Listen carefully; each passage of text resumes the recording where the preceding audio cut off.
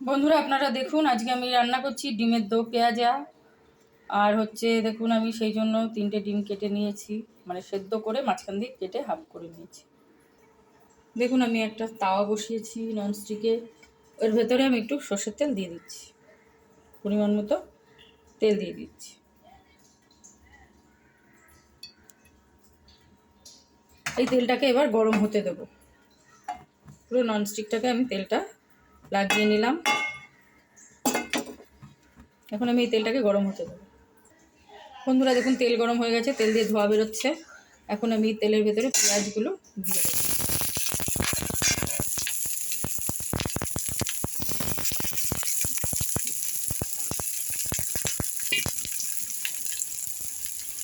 পেঁয়াজের সাথে আমি কুচি করা রসুনগুলো দিয়ে দিচ্ছি।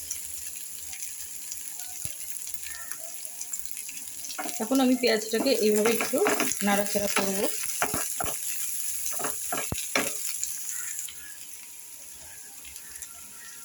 বন্ধুরা দেখুন, এই পেঁয়াজটার ভেতরে আমি 1 চামচ নুন দিয়ে দিলাম, 1 চামচ হলুদ দিয়ে দিচ্ছি।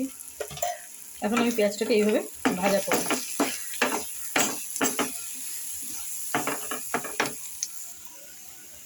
আপনারা দেখুন, পেঁয়াজগুলো আমার ভাজা ভাজা হয়ে গেছে। এখন আমি এর ভেতরে টমেটো দিয়ে দিচ্ছি।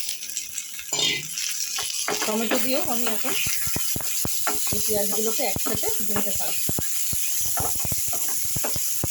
কিছুক্ষণ ভুনতে থাকবো, যেমন টমেটোগুলো গলে গেলে তারপর আমি এর ভেতরে ডিমগুলো দেবো।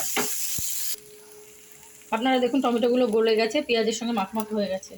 এখন আমি এর ভেতরে দিয়ে দিচ্ছি এই ছোটো চামচের হাফ চামচ ধনের গুঁড়ো, এই বড়ো চামচের হাফ চামচ জিরের গুঁড়ো, আর দিয়ে দিচ্ছি বড়ো চামচের হাফ চামচ লঙ্কার গুঁড়ো। এখন আমি এটাকে এইভাবে কষতে থাকবো। 2-3 মিনিট আমি এইভাবে কষতে থাকবো। দেখুন, মোটামুটি একটু কষিয়ে নিয়েছি। এবার আমি এইখানে একটুখানি চিনি দিয়ে দিচ্ছি। চিনি দিয়ে এটাকে আমি আবার কিছুক্ষণ কষতে থাকবো। বন্ধুরা দেখুন, কষানো হয়ে গেছে। আমি এর ভিতরে সামান্য একটু জল দিয়ে দিচ্ছি, আর জল দেবো না। দিয়ে আবার একটু নাড়াচাড়া করে দিচ্ছি। এবার আমি দিয়ে দিচ্ছি ধনেপাতা। ব্যাস, আর ধনেপাতা দেবো না। ধনেপাতা দিয়ে আমি আবার একটু নাড়াচাড়া করে দিচ্ছি। ব্যাস, এবার আমি এর ভেতরে ডিমগুলো বসিয়ে দেবো।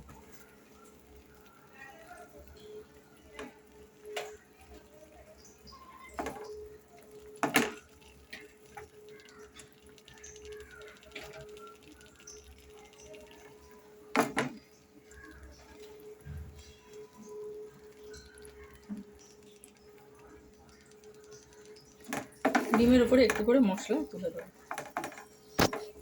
মানে এই কারিটা, এই কাইগুলো আমি একটু করে ডিমের উপরে। আপনারা দেখুন, সব ডিমগুলোর উপরে ওই কাইটা তুলে দিয়েছি। এখন ছিটিয়ে দিচ্ছি একটু গরম মশলা। ব্যাস, আর দেবো না। দিয়ে সামান্য একটু জল দিয়ে দিচ্ছি চারিদিকে একটু ঘুরিয়ে। এবার আমি এটাকে ঢাকা দিয়ে দেবো। 5-7 মিনিট এইভাবে রেখে দেবো। বন্ধুরা দেখুন, তৈরি হয়ে গেছে আমার ডিম পেঁয়াজা। আমি নামিয়ে নিয়েছি। এখন এইগুলো ভাতের সঙ্গে খেতে হবে, এমনকি মুড়ির সঙ্গেও খাওয়া যায়, রুটির সঙ্গেও খাওয়া যায়। আপনারা যদি আমার রান্নাটা করতে চান, এইভাবে করবেন। আর আমার রান্নাটা যদি আপনাদের ভালো লাগে, তাহলে লাইক করবেন এবং সাবস্ক্রাইব করবেন।